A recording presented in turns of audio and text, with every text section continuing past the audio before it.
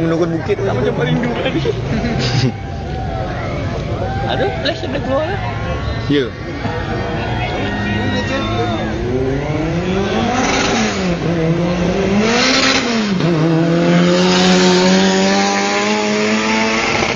Tak nak buka habis sial dia. Kena ikut lah Ustaz. Kau ingat dia punya kemah terbang tak? Yelah, kita gempar.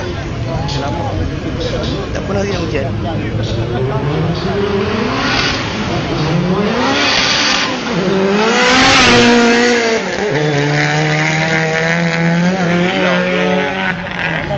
Buat macam mana?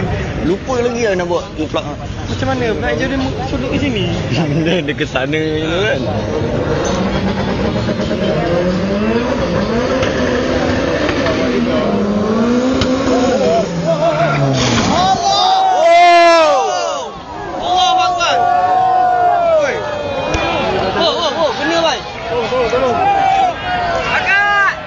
Ada umur kita? Ada umur kita? Gigi sebenarnya gigi. Ada umur kita? Orang.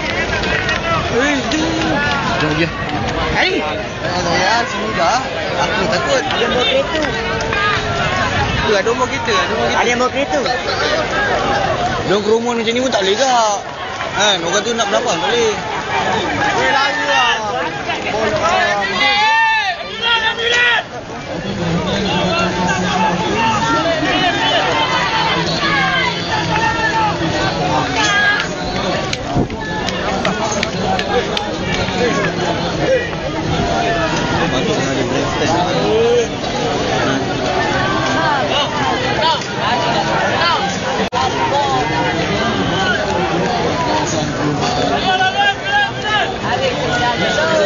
Masuk lah. Cancel. Tutup.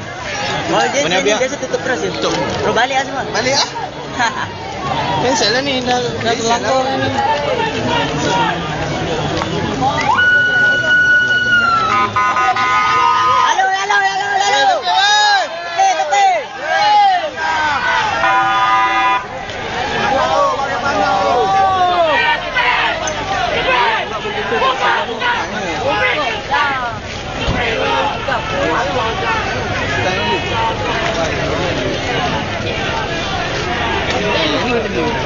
Dah macam ni kau nak pergi apa? Kau nampak kau tak boleh.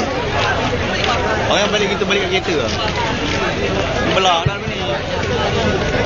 Biar. Tutup ni. Cancel.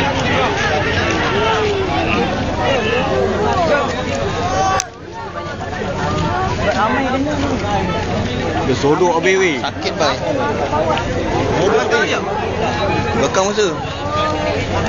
Tapi bukan time dia melilau. Time melilau tengah sembang. Time dia dah sodok tu ada lah.